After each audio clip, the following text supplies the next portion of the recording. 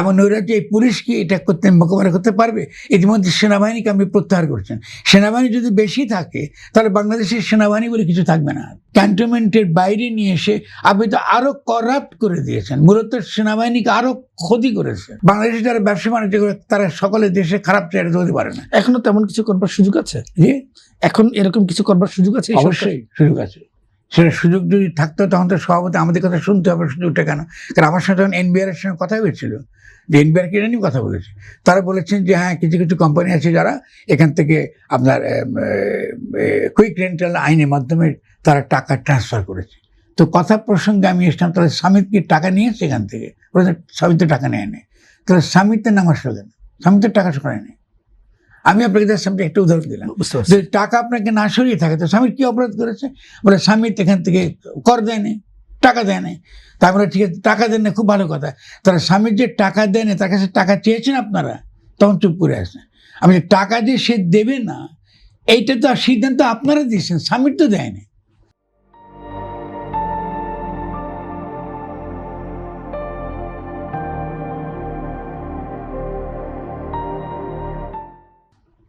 আপনি তার উৎস কর কর্তন করা করবেন না।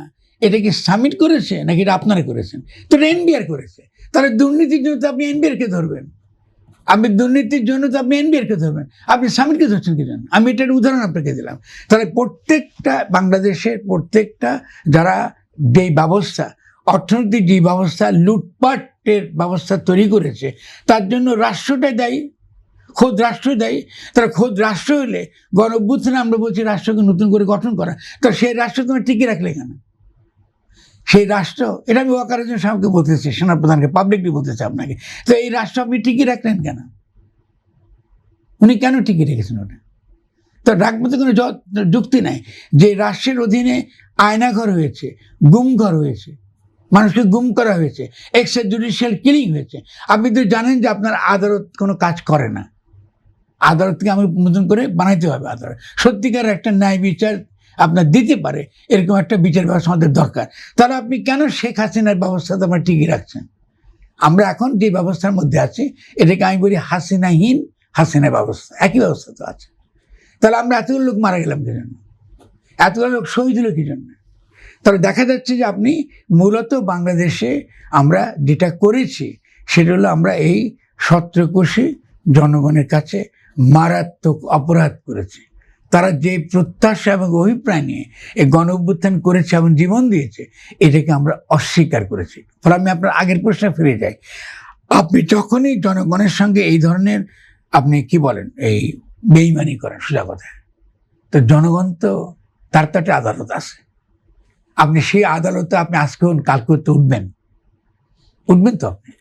তার সেটা কি আমরা এই ওঠাটা তো একটা আরো ভয়ঙ্কর হবে আগের চেয়ে। এটাকে আপনি কি করে নিয়ন্ত্রণ করবেন? এখন দেখেন আমরা ছোট আদালতের কাঠগড়ায় জনগণ কাকে দাঁড় করাবে? জনগণ জানে কাদেরকে দাঁড় করাতে হবে। আপনি 5ই অগাস্টে গণ-অভ্যুত্থানের পরে তারা আমাদের কি উচিত ছিল? একটা সত্যিকারের অন্তর্বর্তীকালীন সরকার গঠন করা এবং গঠন করে একটা নতুন গঠনতাত্ত্বিক প্রক্রিয়া শুরু করা।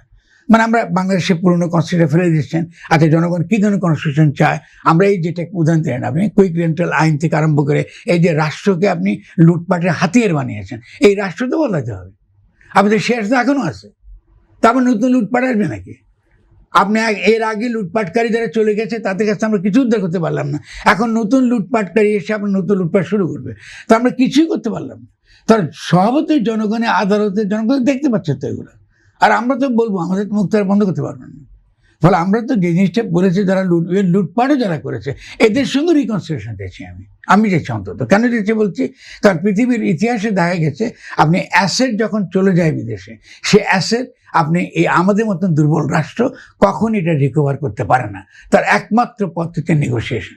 এখন আপনি কি করতেছেন? আপনি ওই কোম্পানিগুলো কাছাকাছি বলে তুমি ঘুষ দাও, তোমাকে ফেরত আনতেছে, তোমার এইটা দলিলটা উঠে যাবে, তোমার এইটাতে মাপ পাবা। তো আপনি ওদের কাছে ঘুষ নিয়ে ওই যারা আগে দুর্নীতি করেছে নতুন দুর্নীতিবাজ এটা করে করে নেগোসিয়েশন করেছে, কোনো একটা ট্রান্সপারেন্ট একটা স্বচ্ছ জবাবদিহিতার মধ্যে, যাতে জনগণ বুঝে যে কেন রাষ্ট্র এই কাজটা করছে। এটা যখন আপনি করবেন না তখন স্বভাবতই আপনি ছোটখাটো ঘটনাকে কেন্দ্র করেও একটা বড় ধরনের বিস্ফোরণ ঘটতে পারে। তার উদাহরণ দিচ্ছি আপনাকে, এই যে রাফি স্যার ধর্ষণকে কেন্দ্র করে, রামি স্যার ধর্ষণকে কেন্দ্র করে এই যে এখন আপনি একটা বড় বিস্ফোরণ চোখের সামনে দেখছেন, কেমন ওকে, জি, এবং 108 জন বা তার চেয়ে বেশি, সম্ভবত 100 জনের বেশি এই বাচ্চা, 10 বছরের কম, মানে 119 জন, 4 মাসে 119 জন আমি ওই যে আমার কাছে 100, খুব অনেক ধন্যবাদ। তার এই যে ঘটনাগুলো ঘটেছে, তো এর তো একটা বিস্ফোরক একটা থাকবে, ভূমিকা থাকবে। এটা আপনি কি করে মোকাবেলা করবেন? আপনি তো জনগণ তো দেখতে চাই, আপনি বিচার করতে পারছেন, কিন্তু আপনি যেহেতু আগের রাষ্ট্র বহাল রেখেছেন,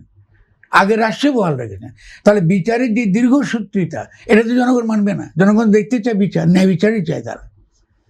আপনি তারা কি করে চালাবেন রাষ্ট্র? এবং স্বভাবত এটা কি কোন দিকে যাবে? একটা ভয়ঙ্কর নৈরাজ্যের দিকে যাবে। এমন নৈরাজ্য এই পুলিশ কি এটা মোকাবেলা করতে পারবে? ইতিমধ্যে সেনাবাহিনীকে আপনি প্রত্যাহার করছেন। সেনাবাহিনী যদি বেশি থাকে, তাহলে বাংলাদেশের সেনাবাহিনী বলে কিছু থাকবে না। কারণ সেনাবাহিনী তো প্রতিরক্ষা ব্যবস্থার অংশ। আভ্যন্তরীণ আইন শৃঙ্খলা রক্ষা করার সেনাবাহিনীর দায় না ওটা। আপনি আভ্যন্তরীণ আইন শৃঙ্খলা রক্ষা করতে পারছেন না, আপনি তো সেনাবাহিনীকে ক্যান্টনমেন্টের বাইরে নিয়ে এসে আপনি তো আরো করাপ্ট করে দিয়েছেন, মূলত সেনাবাহিনীকে আরো ক্ষতি করেছেন। তো এই যে একটা পর একটা আমরা এই পদক্ষেপ নিয়ে যে দেশকে একটা বিপদের দিকে ঠেলে দিয়েছি, এটা সুরাহা কি করে করবেন বলেন? এটা তো একটা ঠান্ডা মাথায় করতে হবে, সকলকে নিয়ে করতে হবে। আপনি কাকে বাদ দিয়ে আপনি করতে পারবেন না।